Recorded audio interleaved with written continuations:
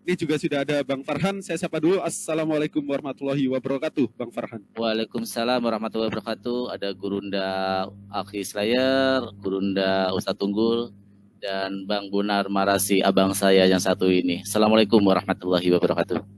Waalaikumsalam warahmatullahi wabarakatuh.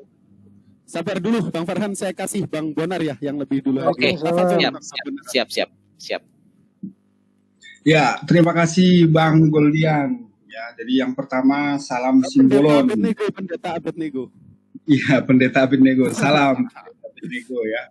Dan tak lupa saya menyebut ya, salam Simbolon juga. Karena apa? Karena sekarang Simbolon jadi terkenal. Bang Nganu Simbolon, Jaiwanara Melu Simbolon, Mulyante Simbolon, Rafa Simbolon, Robi Simbolon, bahkan Tiang Jawi Siswoko Derek Simbolon. Abah Komaro bisa jadi Simbolon. Bang Bonar. Ya. Kalau aja diizinkan, aku mau tuh dipanggil Ustadz Simbolon juga kalau dibolehkan. Iya. Jadi kalau mau milih marga harusnya nababan aja, dibaca dari kiri nababan, dibaca dari kanan juga nababan gitu. Bagus juga gitu ya. Nah yang kedua, kalau teman-teman Simbolon ini jalan-jalan ke Indonesia bagian timur, bisa jadi mereka akan menemukan orang Papua atau orang Ternate yang pakai marga gitu. Tapi mereka bukan Batak gitu loh. Mereka bermarga mungkin Sregar atau Simbolon. Lalu kemudian mereka itu orang asli Ternate, orang-orang Papua gitu. Bisa jadi begitu ya, karena aku pernah ketemu gitu. Jadi tidak ada masalah dengan yang itu. Yang ketiga, Bang Goldian ini, ya seharusnya teman-teman Kristen tuh berterima kasih kepada Bang Goldian ini. Kenapa gitu? Karena beliau ini sedang ingin mengajak seluruh teman-teman Kristen menjadi pengikut Yesus yang sejati. Bang Goldian ini ingin supaya teman-teman Kristen itu menjadikan hukum terutama sebagai jalan keselamatan. Jangan mengikuti Paulus Simbolon kan gitu. Nah ini kan masalah karena mereka mengikuti Paulus Simbolon. Nah lalu kemudian yang berikutnya adalah marga Simbolon ini kebetulan marga mama saya ya. Jadi saya harus manggil tulang kepada marga Simbolon gitu. Nah yang penting adalah tuduhan penipuan yang dilakukan, tuduhan penipuan terhadap beliau ini, itu sebenarnya nggak ada gitu loh. Dan kemudian yang lebih parah adalah teman-teman Simbolon yang masih Kristen, bukan teman-teman Simbolon yang udah Islam di daerah Asahan atau Tanjung Balai sana, bukan ya. Teman-teman yang masih Kristen itu coba baca di Bible bahwa Paulus Simbolon itu kan menipu gitu. Dan itu sebenarnya lebih berbahaya daripada Bang Goldian. Bang Goldian justru mengajak teman-teman untuk mengimani satu-satunya Tuhan yang benar, Yesus adalah utusannya, dan kemudian mengikuti hukum Taurat dan berusaha mengasihi sesama sebagai jalan keselamatan gitu. Jika teman-teman Kristen itu agak-agak melupakan Paulus, ya bisa jadi teman-teman itu mendekati Islam gitu. Contohnya teman-teman Unitarian. Bagi teman-teman Unitarian, Tuhannya udah benar. Satu-satunya Tuhan yang benar adalah pengutus Yesus. Tapi karena 1 Korintus 8:6, tulisannya Paulus, maka kemudian teman-teman Unitarian itu mengimani bahwa Yesus itu ciptaan yang kemudian diangkat sebagai pencipta. Artinya apa? Tetap menyekutukan Allah walaupun dengan cara yang halus gitu. Jadi kalau menurut saya ya, lebih baik kalau teman-teman Kristen itu mempelajari apa yang disampaikan Bang Goldian, lalu kemudian memutuskan apakah ikut Bang Goldian atau masih tetap ikut Paulus gitu. Saya berharap abang-abangku yang masih Kristen itu ikut Bang Goldian malahan menjadi pengikut Yesus gitu. Saya kira demikian Bang, makasih. Oke, terima kasih Bang Habonaran ya atas apa yang disampaikan. Ya tiba-tiba banyak muncul simbolon-simbolon selanjutnya ya. Oke, silakan Bang Farhan, tafadhol. Oke, terima kasih Akhi Pendeta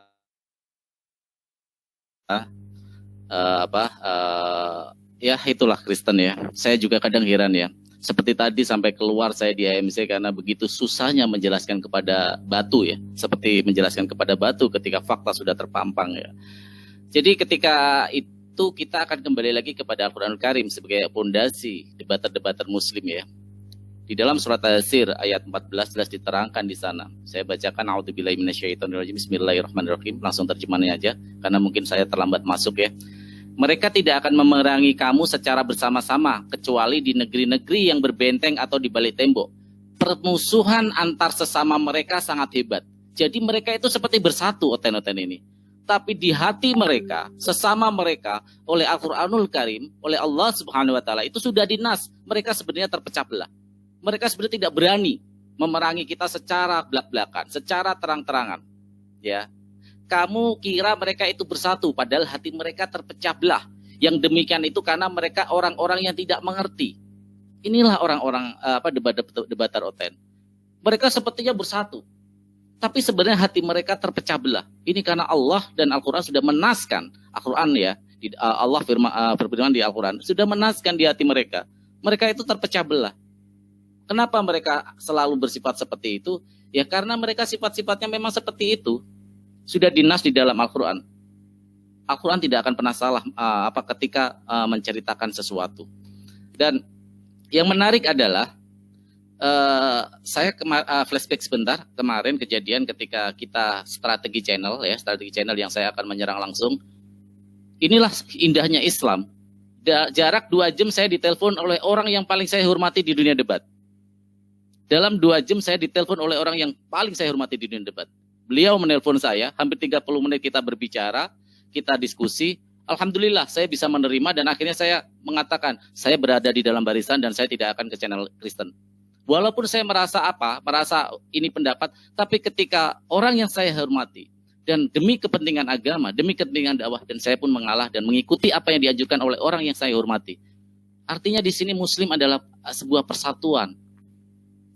Bukan seperti mereka gitu loh. Nah inilah yang membedakan kita debater Muslim dengan mereka. Ketika ada perbedaan pendapat, ada silaturahim, ada tabayun yang dilakukan oleh saudara-saudara Muslim kita, debater yang lain, ya, yang memberitahu seperti ini loh akhi, seperti ini loh ikhwan filah kita. Dalam perjuangan kita membutuhkan sebuah kerendahan hati. Dalam perjuangan kita membutuhkan sebuah ikatan yang kuat di antara kita supaya kita bisa saling menguatkan.